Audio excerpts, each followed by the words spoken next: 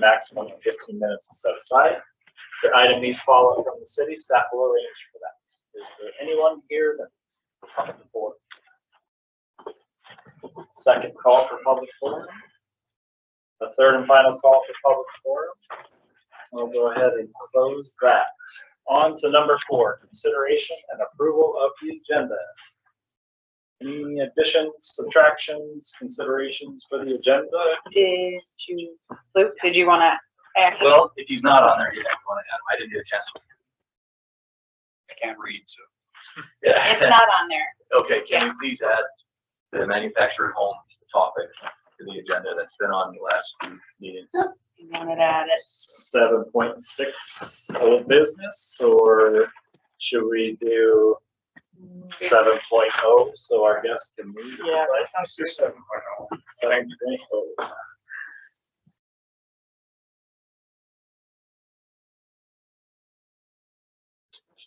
Thank you for being here. Oh, Jacob Lambert is his name. He owns the manufacturer, sales and growth. Any other additional considerations for the agenda? If not, I would look for a motion to approve. Motion by Chris. Second. Tommy, any further discussion? All those in favor, please signify by saying aye. Aye. Those opposed, same sign. Motion carries.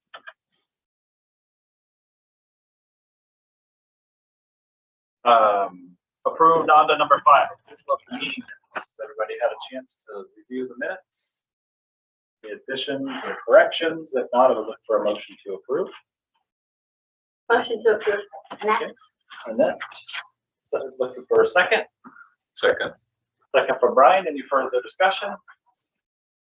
All right, all those in favor, please signify by saying aye. Aye. All those opposed, same sign. Motion carries. Okay, on to 6.1, Planning Commission Chair Position Discussion and Possible Action. I have resigned as the Planning Commission Chair. There is discussion at the last council meeting and apparently an article in the written publication that has some conversation as to why. Any questions, I'm more than happy to answer them, but the commission is going to need to nominate and put in. So that would apply to this particular meeting then? Correct. Okay. I'm he's a grandpa, so he's wise now. I'll nominate. Okay, got a nomination for Brian for Annette. Second. Second from Tommy.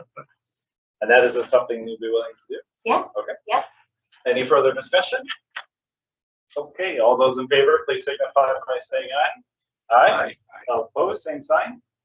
Motion carries. Congratulations, Chair Annette. Yeah. I will turn the meeting over to you.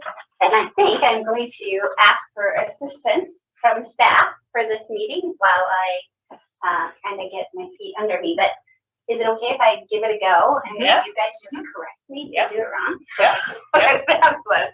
Let's just jump right in, right? Yeah. Okay. Be first. Favorite, yeah. So I think we're on to 7.0 then, correct? The manufacturer's homes discussion, which is just open for discussion, correct? Yes. So tell me, give me the scoop on kind of where we're at, just kind of fill me in, because I know, well, I know there's stigma with it, but I also do manufactured homes in, say, sandstone. So in the city of Sandstone, they had their regulations too, which aesthetically they wanted to make sure it didn't look like a box, right? Or they wanted to look a certain way. So what we did was we had everything had to be on engineered slab. Had to have a 512 roof pitch, which we can do. Had to have, can't have like 10 skirting, so we did like an insulated wall, like a Novik stone, which you can get at Menards. That was a skirting, so we made it look aesthetically appealing, right? As far as the insulation factors, so when you do like a 512, you can get R50 roof insulation. So you're helping with your heat loss there. You have 2x6 walls. You can do a heritage window, which is similar to like a Pella window, which is going to be double low E windows. So you're going to have good heat value with those homes. We can do like 9-foot ceilings. You can do tray ceilings. There's a lot of things that you can do to make it aesthetically appealing, so it doesn't just like you return trailer or mobile home, right? So you can still do a mobile home or a trailer where it's entry level with, like, the old ones, the battens on the walls, on the studs. So now everything I sell is going to be full tape and texture. It's going to be drywalled. So as far as aesthetically, it's going to look more of a residential look. And I think the goal we're going for is what Tommy and his family, his crew does, is it gets that niche market of the, 700,000 to that 1 million, 2 million range, right? So what we're trying to do in the city of Pine City, and like I'm doing in Sandstone, is create that affordability, right? I'm not trying to sell $1 million house. I'm trying to get the affordability piece if we can get that market, that need. So we don't have 19, 15, 19, 20 farmhouses sitting around. We can get something that's aesthetically appealing, and that's going to be built right, because it is. I mean, as far as every home, because I worked at the factory for 10 years too. So every home that goes on the assembly line gets certified to the state. And so you have manufactured homes, and then you also have modular homes, which are built in the same factory. Modular home goes on a crawl space or basement. It's built to stick-built code. So that abides the same codes as your stick-built home does, a modular wood, which comes in on a carrier, gets craned off, set on a sill plate on the basement and or crawl space. Do you sell those too? Yep. So I sell modular manufactured. So last year we did 84 homes, and I think 3 of them were modular. Reason being is because if you do a modular, you get into a certain threshold of different pricing, right? So you get into your crawl space in your basement, gets up to your mechanical room, your ductwork, your furnace, your hot water heater. All that goes into your basement, so that is an incurred cost, right? So that starts to get higher. Manufactured homes hit that 250 mark, right? So it hits a certain price point. So we can do modular, but a lot of times those people hit that budget, they might as well just do a stick build. That's what I tell people. So the whole goal I do is I want to do manufactured because it hits that affordability and hits the price point. I want him to take care of the modular and the stick build.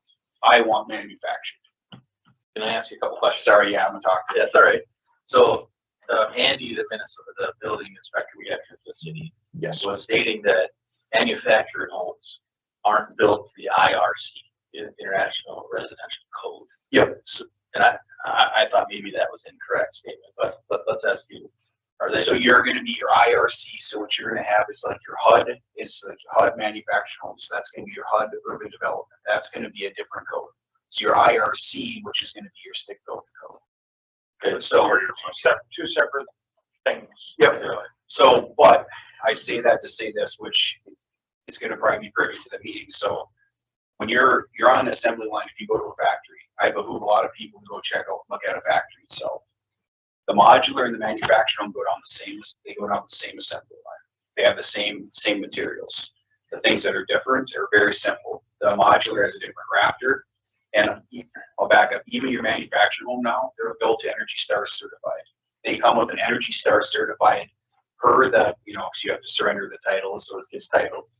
So you're going to have that actually on the Energy Star certification. It shows a serial number that's annotated with that home that says it's Energy Star certified, which is a big deal, right? So now you get rid of that modular, which is the Energy Heel rafter, which is a different rafter with a bigger overhang than the manufactured.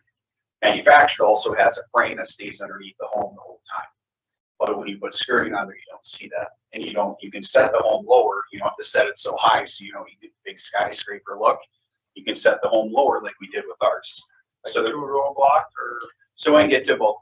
So we have to, it's going to be about 24 to 26 inches. So it's not going to be sticking way up. And you can always do like different dormers and setbacks too, so it doesn't just look like it sticks out. You know what I mean? Because I think the biggest thing is we don't want them littered around is the term that we hear a lot. I live in a manufactured home, so I don't go with stigmas, but I do know there is one. All right, I live in reality. I don't live in a fake world. I live in reality.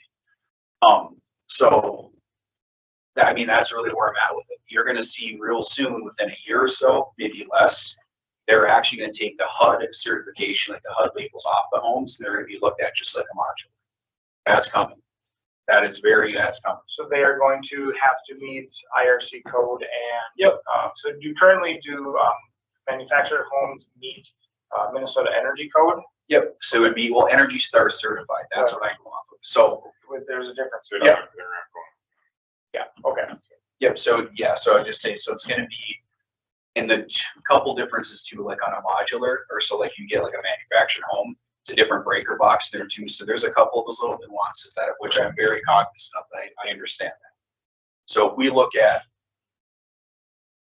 with the question that's being asked about manufactured homes, I was back into the question.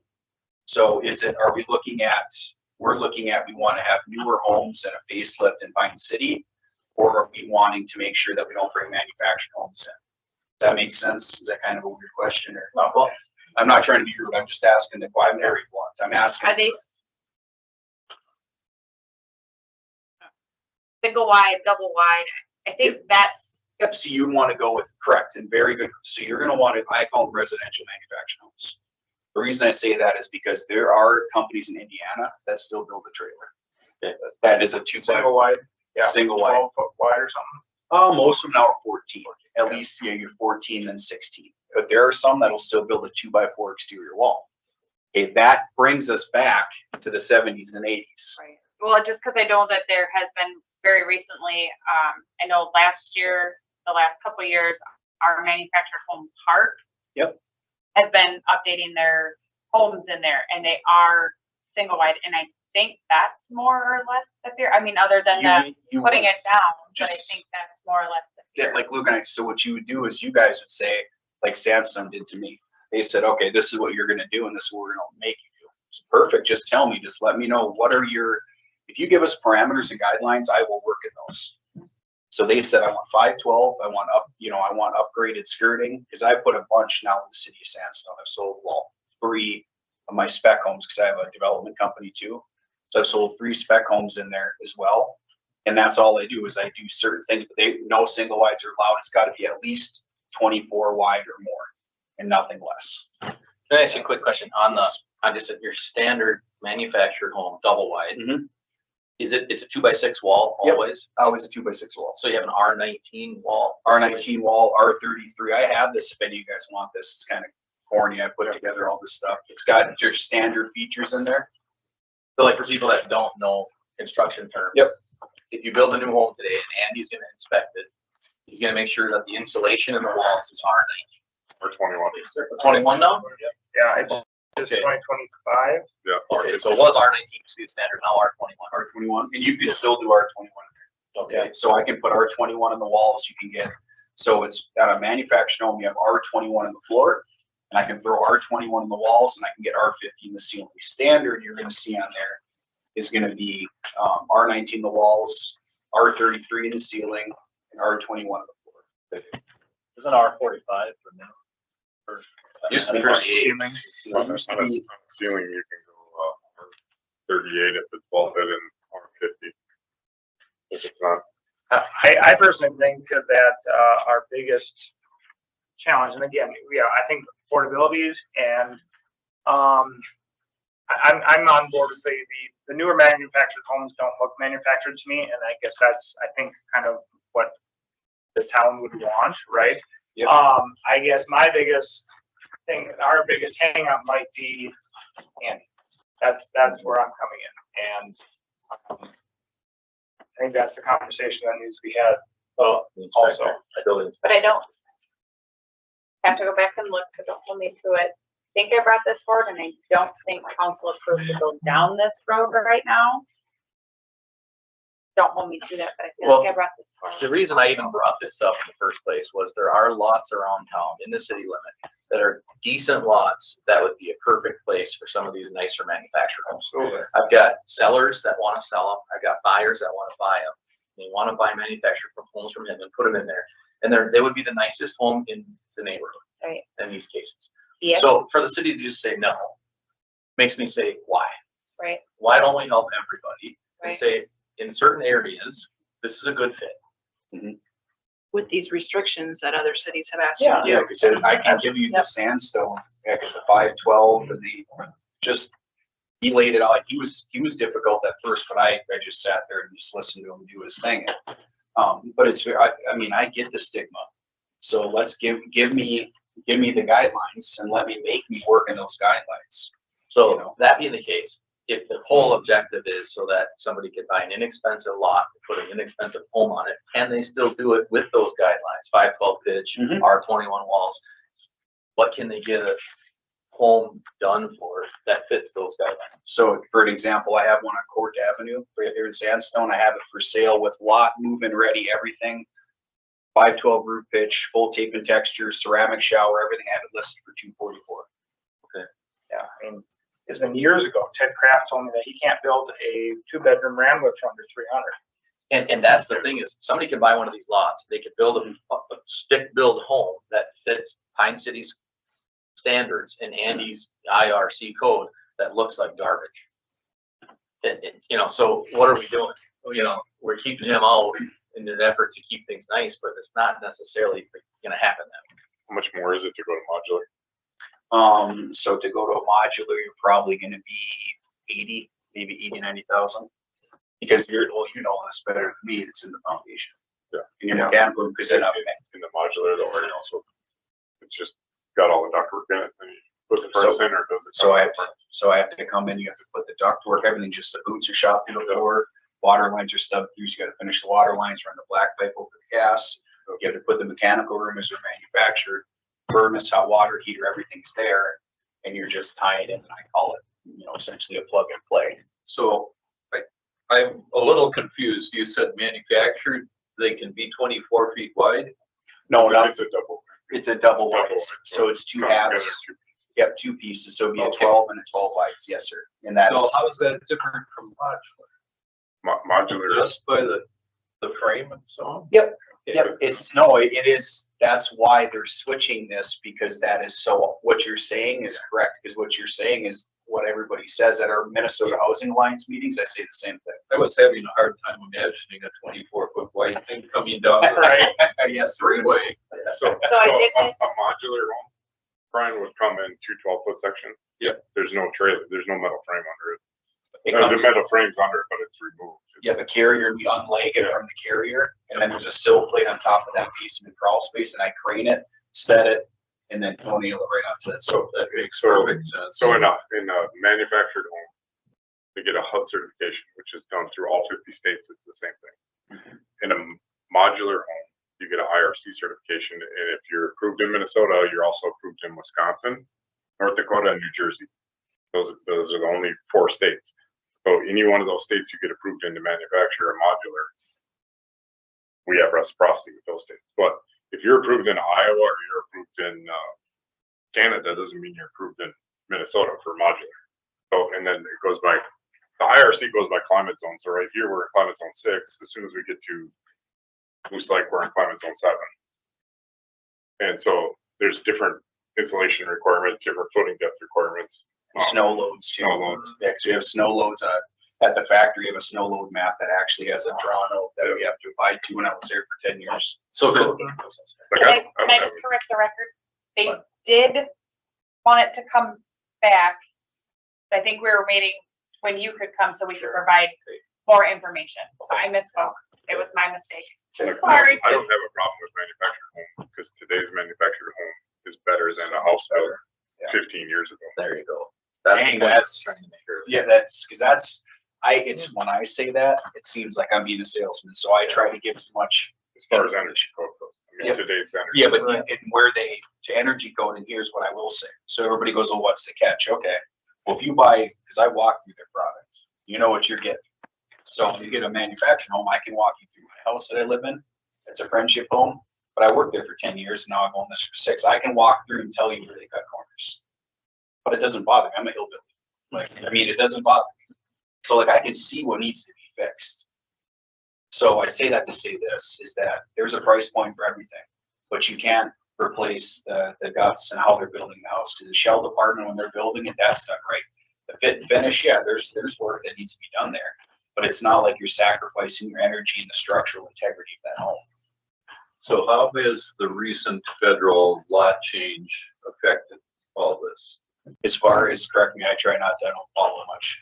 I barely watch TV. I watch There's TV very shows. recent law changes, and Yeah. I can't cite them off the top of my head. I know one of the things they said was manufactured homes would no longer have to have a steel frame. Yep, that's what I was just, that's what I'm, that's, So it seems like if you took that away, there wouldn't be a lot of difference. yep, there, that's, you're right. It would still be built a little bit different because it's not, there's no engineering in a HUD house to meet Minnesota's, snow law. So if they build a house down in Texas, a manufactured home in Texas, you can sell it and build it in Minnesota. If you build a modular home in Texas, it's engineered for Texas climate zone 1. If you try to sell that in Minnesota, it's not approved.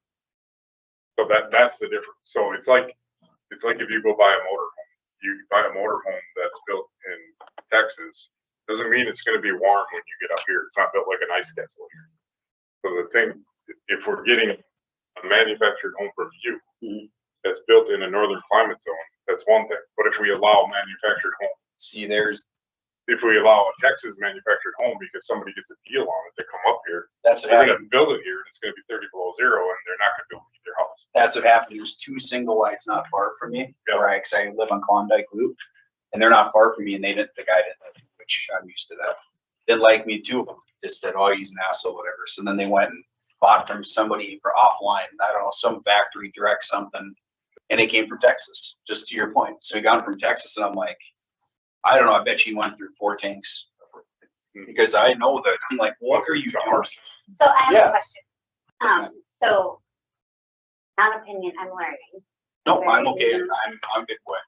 So, when I think about my house, which was built in 1912, I'm like, oh my gosh, I would give anything for one of those houses and get rid of that thing, because that house scares me. So there's that one side, but I like to look at it from both sides. So Yep, for my sure. other side goes to, well, what about my neighbor who has this fantastic house?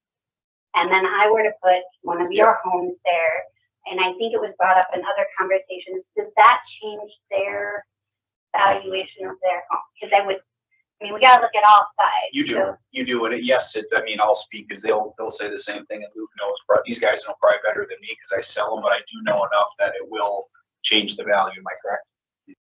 I would say that depends on what the home is next door. Right, like, it's not $1 million home, like where I live, anyway, you know, we're talking about Woodpecker Ridge. But I would just, as an example, and probably somebody's not gonna, if it's a really upscale neighborhood, the lot is probably gonna be more expensive, and that's not the buyer of that area anyway, right? But if it's a vacant lot, would this up the value of the neighboring property putting a home next to it versus a vacant lot as well? See, there, Well, this answer is a matter of opinion, Oh. but my opinion is, if you've got a nice home next to your existing home right now. Yeah. And your home is 1912 or whatever you said it was. Mhm. And let's say you were to remove that home and put one of these in tastefully and done right, I would say that would increase the neighborhood, because Yeah. now you've got a newer, cleaner, nicer, no offense, than No, a you're, 110-year-old home.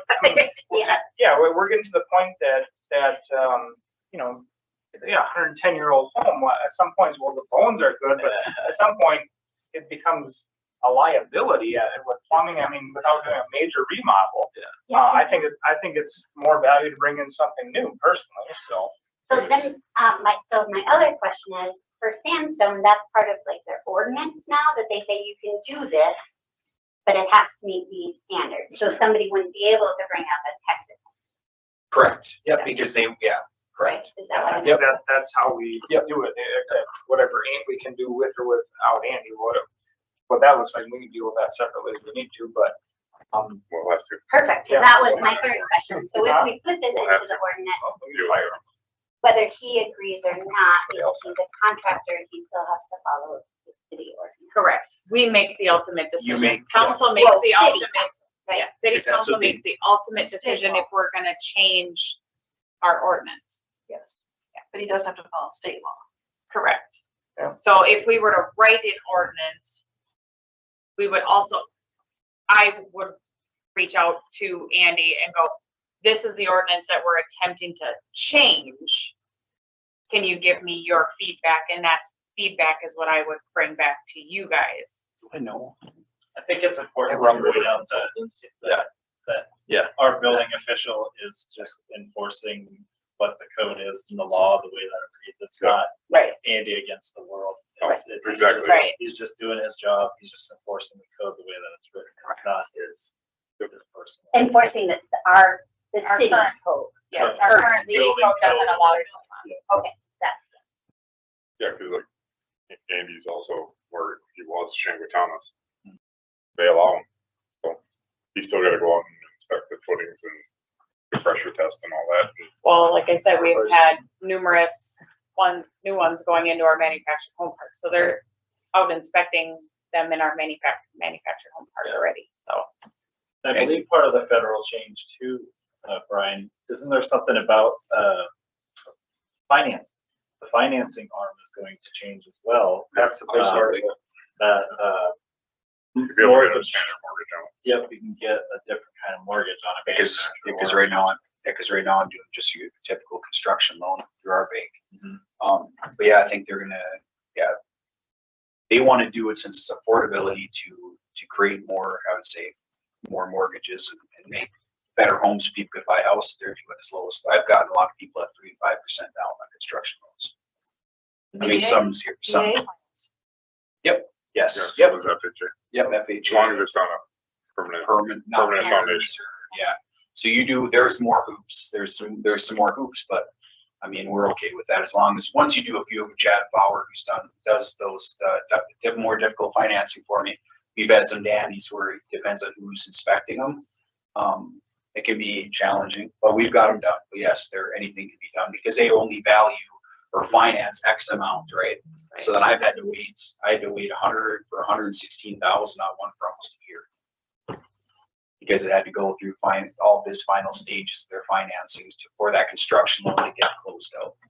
So there's variables, but there's anything can be done. So just a quick recap then. So it sounds to me like Sandstone kind of laid out a general Yes. guideline Yes, sir. to make sure that manufactured homes that you put in the city meet new energy code, building codes, and you're okay with that, and it seems to be working well up there. Yes, sir. I love it that they came out and actually, when we were setting, they came out and watched me as I was setting. They watched the attic as we're hinging the roof.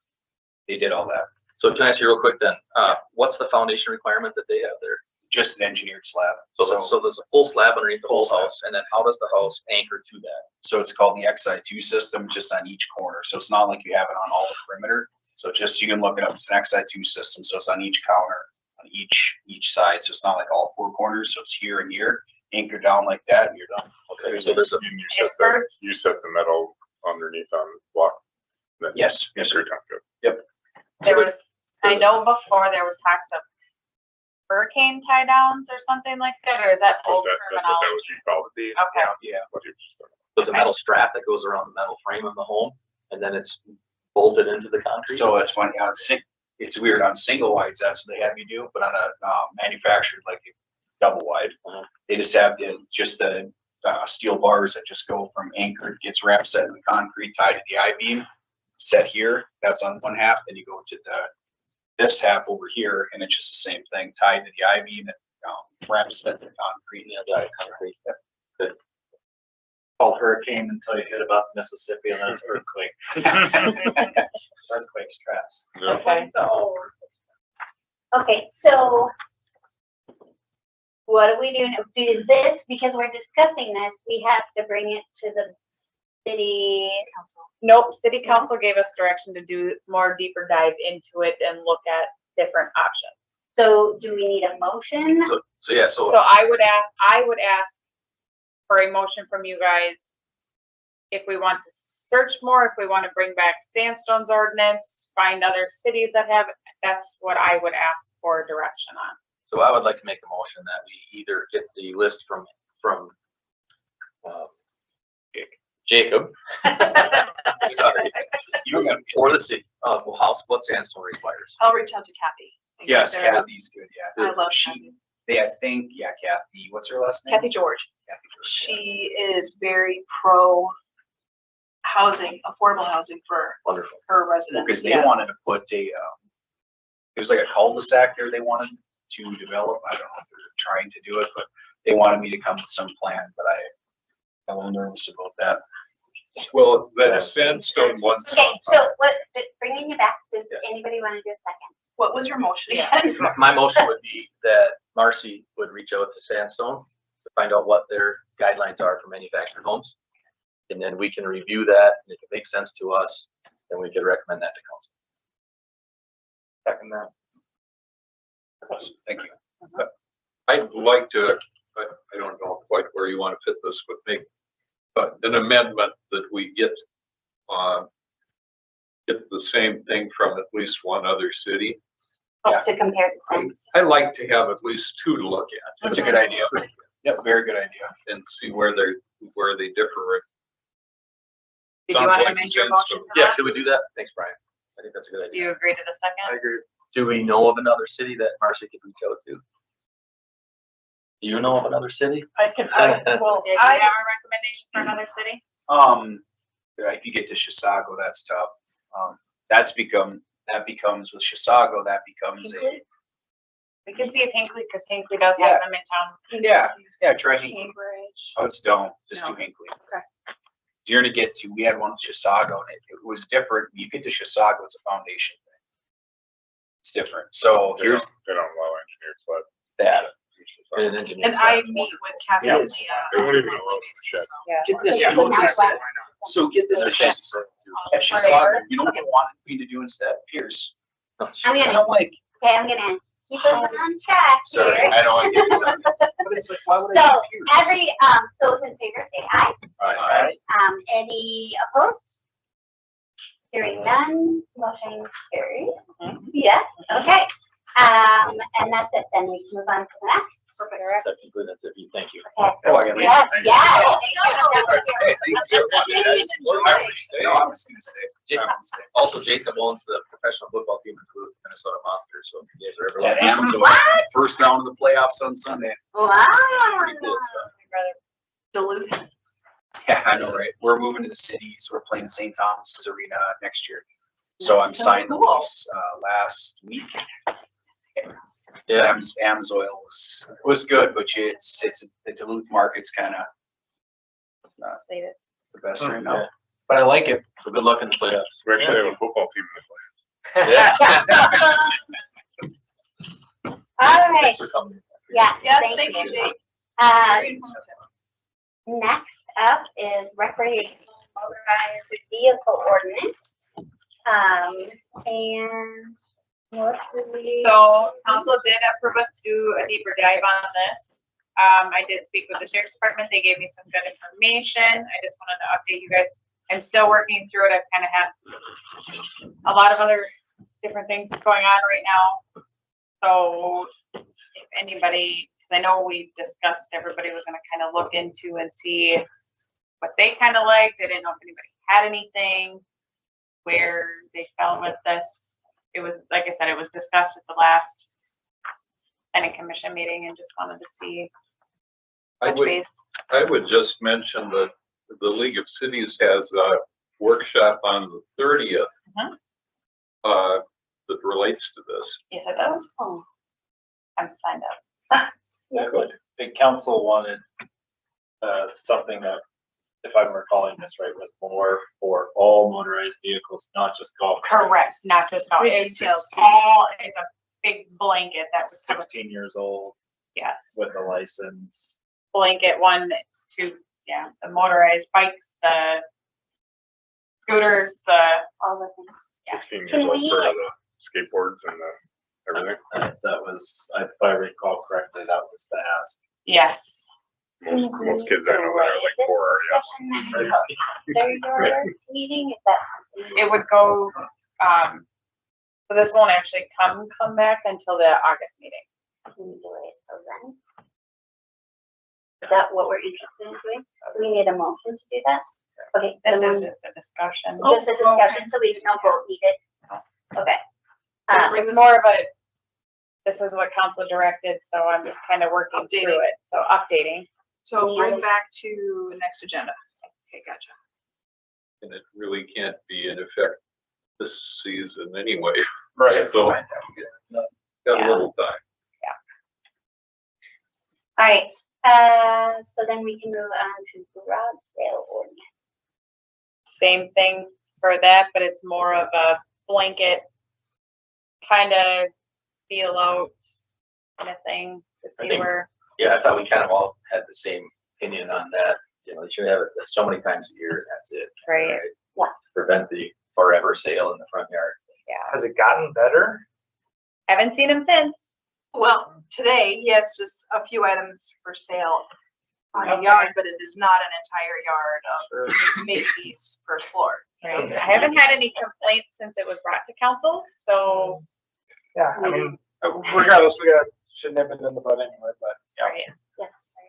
So the proposal would be for you to write something up for us to review for the next meeting? Yep. Do you need a motion for that? or no? Nope, just discussion. Yep, okay. Anything else? All right, nuisance ordinance. I have updated to what was asked at the last planning commission, which is, it is different colored in here. I read it, I thought it was Intention, that was changed under definitions. I'm still waiting on the sheriff's department to get back to me on the decibels that they would consider. Oh. That's one, that one's still kind of highlighted. And Can we have some With excessive, Right now, Yes. just for reference, our conversation right now is 32 decibels. right, our conversation, Only 32 decibels? Yeah. but this says Above 25 to 40. That's above, what's that? Above ambient. No. Oh, okay, okay. I was like, Yeah, it's on my microphone recorder. and there was one other. It was the grass So- one that I Wait a minute, changed. but ambient noise level would be if we were not speaking, correct? Or Well- whatever the ambient for the neighborhood is. Like, say if you lived on this side of town, they would incorporate the sound of the freeway and stuff like Yeah, that. gotcha. Like, Right. right. But we were this at side. 32, Yeah, that- but in here it says between 25 and 40. above, exactly. That's what Yeah. Right, that's why I'm Right. kind of waiting to see what the sheriff's Okay, department 'cause I'm like, enforces. Then somebody can't sit at their campfire and sing a song or, Right. you know, Like whatever. over Right. on this neighborhoods of the lake where you don't have, I mean, your ambient sometimes can be 10 to 20 decibels depending on the time. There's no noise. you know. Or we live out the boats. Or we Okay, so Oh. you are waiting to hear back then? On that part of it. Then on page 8 of the agenda is the public health nuisances. The other, the green in there says, this does not include native non-invasive landscapes. That was a motion recommended changes. So those are the two main changes other than the decibels. Yeah, I mean, I saw your place the other day, I took my kids to the park, and I'm like, oh, that's really nice, right? It's well, like, and that's, I think that's just the point, right? It's Right. well done, it's kept, right? Doesn't look abandoned. Right. Yeah. Yeah, I would look at it. Shoot. Have they looked yet? I prefer the non-curb. That's just, Yep. it's more natural, looks more What are you gonna do? lived in. Yeah. I'll be happy to do my next development without curb and gutter. Okay, so anything else we want to discuss in the nuisance besides we're still waiting? Right. Just kick it down the can until we get that. Did you guys want to move this forward and I can maybe put some pressure on the sheriff's department to give me their, I'll make a motion to move it forward. I'll second that. move it forward to public hearing? What am I supposed to, And then- like, does everybody agree? Motion. Oh, Second time. Second. Yeah, I second. Second. okay, Any further all discussion? in favor? Any further discussion? Any further discussion? Why do we ask that if we've already discussed it? Because, We could change it, Can we take that? because we haven't all voted on it, so there's this little Oh. window to So it's, amend or gotcha, Yeah, and some procedurals work that you bring whatever's on the agenda forward by motion and second, and then the discussion happens before the vote. There's no discussion before. gotcha. Oh, okay. So, all in favor, say aye. I- Any opposed? Hearing none, motion carried. You got I think I just have to repeat those words over and over again until it's just like, I can make sure. Don't worry, they'll still slip everyone. Okay, so next up is the shoreland ordinance DNR updates. I did not provide you guys with an updated as asked.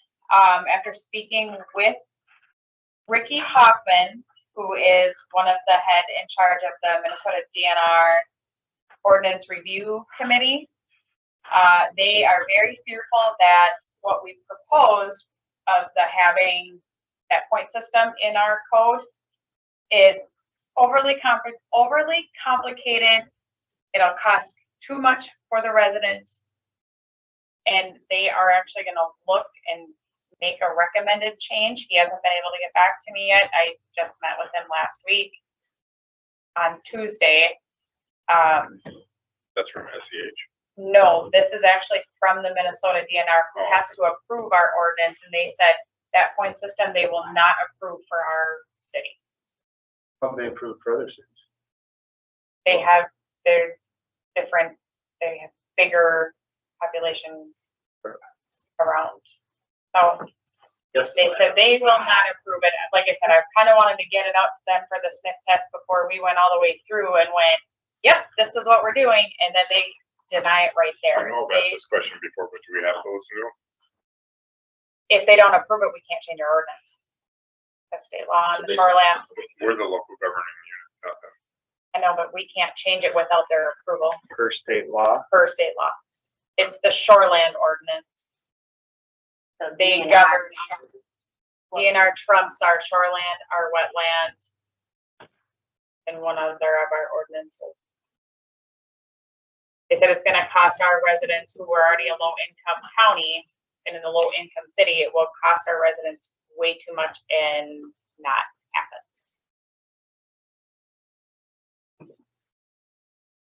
That's the update. I don't know what avenue or direction. We wanna wait to see what he provides and I can bring that back hopefully next month. We're gonna have to. in my opinion, there's no reason for spend much more. Spend talent and treasure on it, so we have an idea. That's just my opinion. Yeah, we have to have their approval in order to change this, Okay, these specific ordinances. so we'll just table it until the next meeting. Okay. Next on the agenda is the data center ordinance. Do we want to do a motion on tabling it, or Oh, do do we we want have to? to do that? I would ask if we're gonna table it, I would ask for a motion to table it, or if there wanted to be more discussion. I'll make a motion to table until we hear back from, Is there a second? Second. Okay, all those in favor, say aye. Alright. All those opposed? Motion carries. Now data center. I brought this after our discussion last month. I put the one in there from last month. And then I went through and I made the updated changes. I wanted to see your guys' thoughts on the data center definition. I know that one, adding that information on there, data center campus. The no expansion shall be approved if it would cause a total gross floor area of the data center campus to exceed 10,000 square feet. So I have a question. In my notes. I was reading, which is the, but the state says it's a data center if it's 25,000 feet. So if it's less than that, it's not considered a data center. So how can we consider something a data center if the state says it has to be 25,000? We can be stricter than the state. We can't be less than the state. We can't say, well, we're not going to consider it a data center at 30,000. The commission decided they wanted to keep it at 10,000 or. Okay, I was thinking of it opposite in my brain, but that makes sense because we can say, Mhm. got it. Got it. Okay.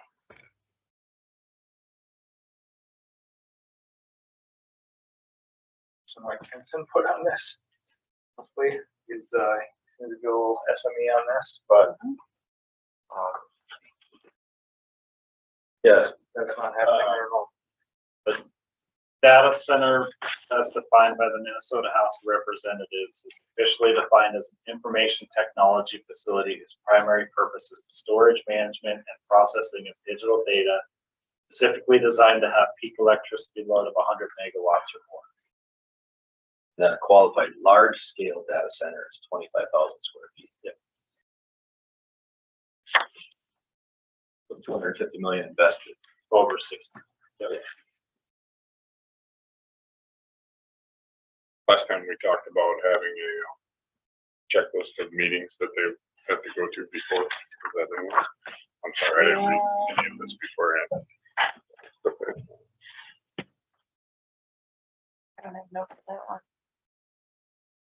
But I still think that we should have, like, I don't like having a rule that just says you can't do something when we don't have any clue what it's gonna be and what it's gonna become. And I don't really like the argument of, well, what if they build 100,000 square foot building and they go out of business? Well, what if, Right. if Kmart decides to open up a store again and goes out of business again, we can't. If we have 100,000 square foot building sitting somewhere that's empty and there's no data center in it, we're probably gonna get some other manufacturing company to come in and use that building. So I don't think it's a bad. Yeah. I do know that I sat through a data center webinar with the state, and they do have the recommendation of keeping or having, if while going through this process, the decommissioning inside of your ordinance, so that they make sure that it's cleaned up, everything is removed, it's gonna be put back to the way it was, essentially, based I on. mean, you could try to do that, but if they're broke, they're not gonna have the money to do it. So, I just think there's something like, I don't wanna pass a rule that says that we can't get a $50 million or $100 million project in Pine City for some reason. But I don't wanna put too much restriction on it, but somehow can we have it required that they're gonna be with East Central Energy and the city council That stuff is in ahead of here. time before they do a planned unit development or conditional use or require conditional use, I suppose would probably be the best thing. I agree with that completely. When I read through this, I thought there are a lot of rules in here that look pretty good, but why are we saying no completely? I mean, just a blanket no. It seems like we should say a conditional, a maybe, basically. You can do it if you jump through these hoops. Well, I think we have a big data center here, and I know you can do it through cloud and go everywhere, but everything I'm reading out of is most of the data centers that are coming through now, with all the new chips and stuff that are coming out, it's gonna be more centralized data centers. So if you have a data center that has room, it could mean that some manufacturing company is gonna come to our city because we have room in our data center for a local. They're not storing all their information in China anymore. They're storing it in their backyard, regulated by a corporation that's in their backyard. So I think the best thing that can happen is we get a big one. And then It is in here. I mean, they even have to have approval from our city engineer to even verify that we have the water capacity and the sewer capacity to hold them. we do have that. The electrical service, so that, I mean, the conditional use and development site plan review required, and then it's got the application requirements, everything that needs to, even traffic study, noise study, visual impact, those are all actually required by state law to have anyway. So it's easier to put them in our code since they're required by state law. Do we require Walmart to do that when they come in? No, these are state requirements off I of know, I just think data centers though. Walmart causes all kinds of noise. I live 2 blocks away, I can hear every night the truck backing up. You know, so I don't know, I just think. So whether we have it in our rules or not, the state requires it Right, and they recommended having it in ours anyway, just for redundancy. just for, The Department of Redundancy Department. yeah. Yeah, I guess. My experience right now, data centers are getting smaller, and a lot of the markets that I do business, there are builders and developers that are building what are called data centers in the neighborhood.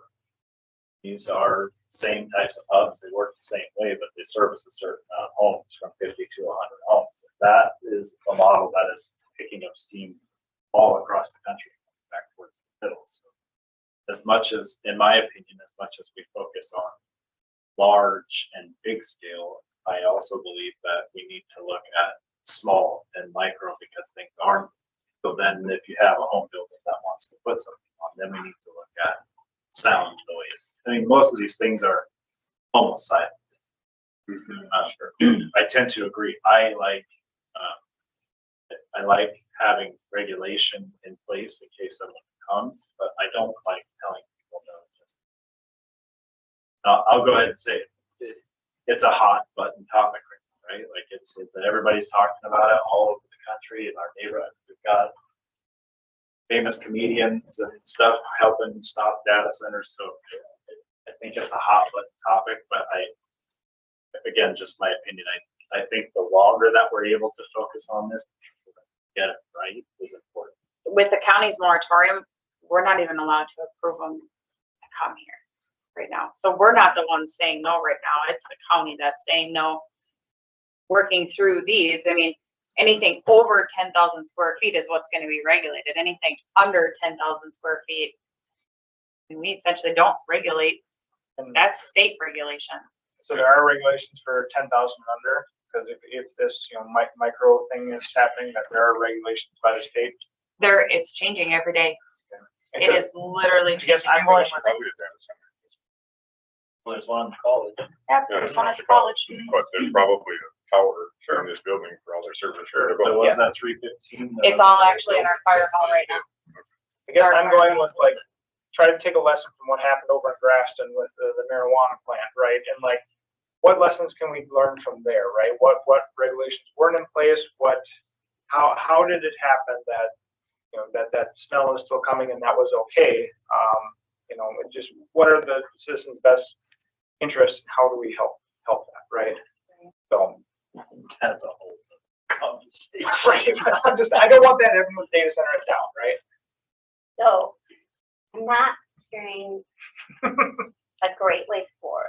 So I wonder, do we table it for now so we have more time to review what it actually says and get Ken's inputs?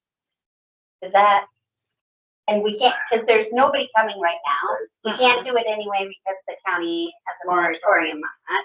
So we have time to think and review, or I don't know. We just spent a year in zone apartment, so we need to spend 6 Or months on almost this. like a monthly update until things get settled out. And the county's not gonna let us do anything. We might as well just sit on it and just keep kind of updating ourselves and getting in the knowledge. And okay, if we hear that they may or they do, then we're just kind of ready, right? So I don't know. And in my opinion, that the county moratorium was somewhat reactionary. Sure. Because it was on the commissioner's agenda once, and then the community spoke up. And I believe it's only a 6-month moratorium anyway, so we have till December or January before it lifts. So nothing. Table to Motion to table. Motion to table. I'll motion to table to next month. Oh, sorry. All those in favor? Aye. Opposed, say nay. Motion carried. Do I have to say the names of who first motion came from so-and-so? Yes, That's a good idea. Some do. It's remind me. Chris, Yep. Tommy, Luke, Dan, Brian. Very good. Whoa. That's always, it's just my experience. So motion by, second by, Okay, any further discussion, all the, fabulous. Whatever works best. Okay. Well, it'll help me. Let's see, next is commissioner concerns, miscellaneous items. I got anything? Well, just one comment. I just did a really quick AI search here, and in Minnesota county ordinances, our county moratoriums do not supersede city zoning require or ordinances if the city has regulations relating to the same topic. Right, but being We don't right now. have anything, does that matter? Well, if we put something in though, then what we say goes within our Okay. city limits. That's exactly what happened on Shanghai Township where I live. They didn't have any zoning, so county zoning was what was followed. Then they made more restrictive and put their own in, and now that's the standard.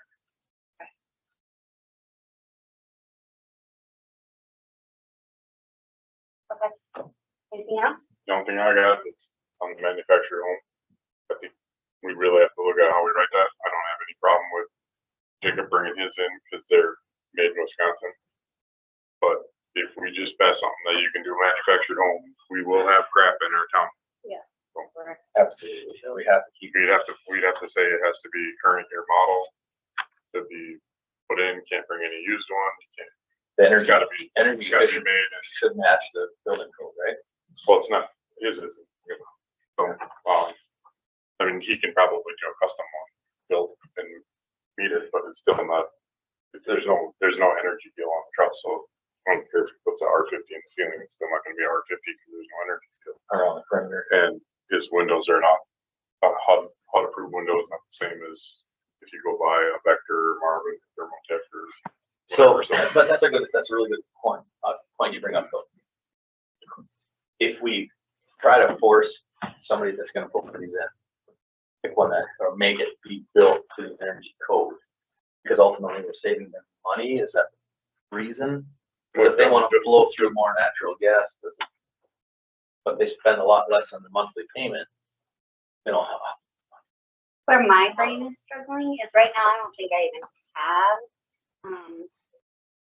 I don't think the upstairs has.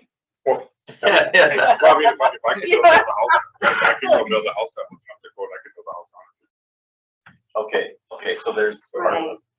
So if you want me to go build a hot house and go back to, you know, R15 in the wall or something like that, I could do that too. And a 90% efficient furnace. So, so that's the different, and I don't know what his furnace is. I haven't looked at a manufactured home for a long time, but with the modular, it costs 80 grand more, but the reason it costs 80 grand more is because it's built to go. Gotcha.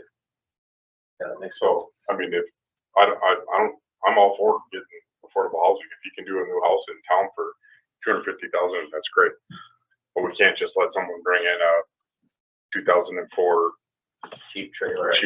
from somewhere and put it next to somebody's lot, because if you got a house that you paid 400,000 for and somebody moves this thing in there, your value is not gonna be the same. It's not fair. Yeah. No, So if you took a lot A in Farm Meadows and said, hey, we're gonna do a manufactured home development here, we could allow. I don't think there'd be any problem. It's a slippery slope, because as soon as we pass them, if we don't have the right things written up for it, we're gonna have someone bring something in. Go drive down Cedar Creek Road, North of County Road 10 and look at it. Those are 15-year-old double wides. If they look as good as any 100-year-old house in town. Yeah. They don't. Good point.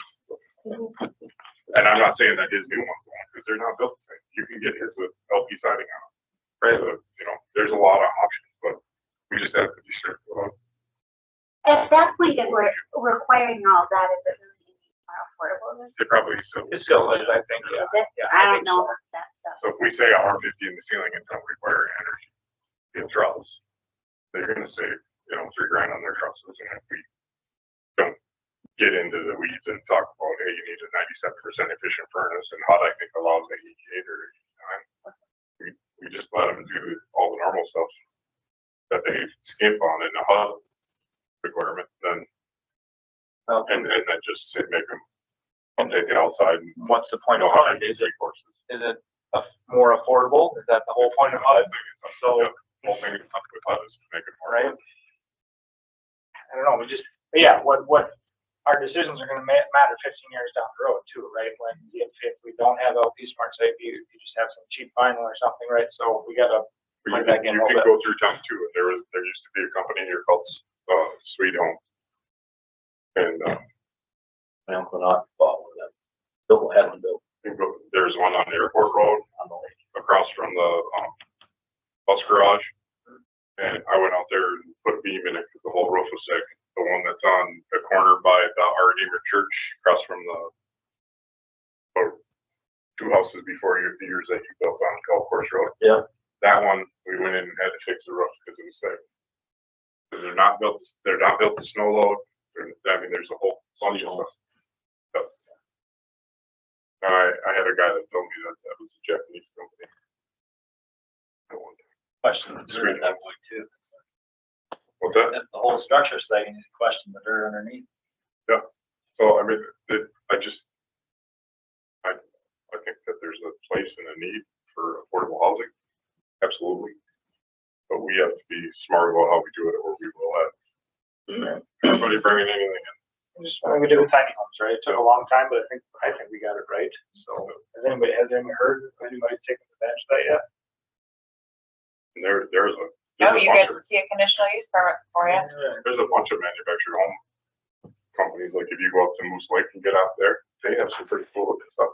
So Once upon a time, our ordinance outlawed moving homes into town, relocating homes into the city. Does it still? Oh, like cribbing a house, moving in a Well, You can move them out, you can't move them in. Yeah, and that's still there? Yes. Okay, Well, and the other part of our ordinance that is it still says the outside of your house has to appear of wood or masonry. Didn't we fix that? It never passed council. What? Never went past council, stopped it. Why? That's another thing is that They want the international property. we never hear Yeah. back from like some of the things. I'd like a loop somehow of like, Yeah. I don't keep track of what I council feel like I- do, but, Brought that back and well, I did not, so. But that reminds me of I think one of my very first meetings that I was on, accessory dwelling unit was brought up in, it was passed, right? So you can have 2 dwellings on one parcel in town now, right? just, you know, the government just passed something on Thursday, so you can get 30-year financing on ADU buildings. Really? the only thing that we can have a residential home and then we can have, the accessory dwelling Yeah. unit. That- Yeah, that's there. Yeah. That's been there. Yeah. We just, Yeah. Mother-in-law. we kind of went smaller, so now we go down to. We can have a home and a tiny home. Yeah. One other thing I wanted to ask about before we adjourn was the building inspector here, Rum River. Is that something that looks like it's gonna continue the way it is for a long term? More than like You got a a week. 90-day extension 30, 40 days ago, right? Run River in the council meeting? They're just approved to continue forward. We don't, Okay, good. we only, No, when it not- was put not- out not for an contract, RFP, we only got one other, Just like a 30-day, I think it's a 30 or 60-day notice we have to give, should we want to leave. But no contract, no long-term contract. when we sent out an RFP, we got one response. RFP. a Request for proposal for it, For what? For another contract? for another building official. Yeah. And Yeah, I we guess got one that wanted to still continue to use Rum River's fees, but it wasn't comparable. The person was actually still, they have their, You're still working. they're still in training. So can I tell you, so I talked at the city council meeting on that. And you guys are going through, it. The other company was out of like up at Garrison or something. They had 11 cities and 2 inspectors. I said right in the meeting, I don't agree with what Andy charges. Our permits are very expensive, but I would 100 times rather have Andy than any other inspector if we're gonna be on the same exact fee schedule, because if I send in the plan for Andy, I get it back in 1 week on a plan review. If I call Andy on a Monday and I need a footing inspection on a Tuesday, there's someone here for the footing inspection. So many cities like Savage, I wait 10, 11 days for a footing inspection. If we would have hired that other company that did the RFP, we would have had 2 inspectors for 11 different cities and they would be 2 hours away.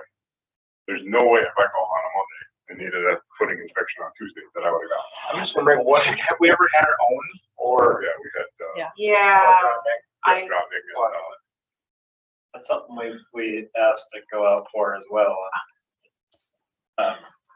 Oh, A possible. so I think, we are, time to adjourn. Do I have to ask for any? For almost time? I have one final point to make on that. The problem that I have with Andy being our inspector is he owns a for-profit business. And so anybody that pulls a permit to build something within the city of Pine City has to work with him. And so to me, it would be no different than if we said everybody that sells a property in Pine City has to work with Luke with Local Realty. Not I'll make the motion. it just isn't fair, in my opinion, because he charges based on the value of the project. And so like Pine Tech, they do multi-million-dollar projects where he gets his percentage on the total value, and the builder pays a huge fee. And sometimes the majority of that project cost is interior finishes like flooring and drywall that aren't even inspected, but Andy gets paid for that whole thing. So he's fleecing the city and or the residents many times over throughout the year in these situations. And I don't like it. I will say it is broke down so that them fees aren't flooring and all that. That's not in there. I do review But he the. does go on the value, because back to the college, Right, it was does. a permit that came through that was in the hundreds of thousands Right. of dollars for just the permit. Yes, that's the industry average. That's how it works. Well, I mean, like, And so he's making extreme profits on this, which I love to see people make money. I like to make money. That's perfectly fine. But at the expense of residents that are basically throwing money away and Andy's the one collecting it, I have a problem with that. I would say, okay, yes, we had Rodney back in the day, and I don't know the pros and cons of having somebody in town or sharing with Hinckley or whatever, depending on how many buildings there are. But what if that is a set salary and there are, you have a job description and requirements and everything? Yep. And then, well, what if that money came back to the city? I don't know if that's how other cities do it or not, but that seems like we could help the city out. Yes. That's kind of where we were looking at when we were trying to create this job description. For all the requirements for one person to have, you're gonna be back at your 10, 11 days for your inspection. Right. You're gonna have somebody that you're gonna have to pay at least $200,000 to do this, because we also do have septics, we have wells, we have, they carry our plumbing and HVAC stuff that, I think it's the plumbing and HVAC stuff that usually the state comes out and deals with.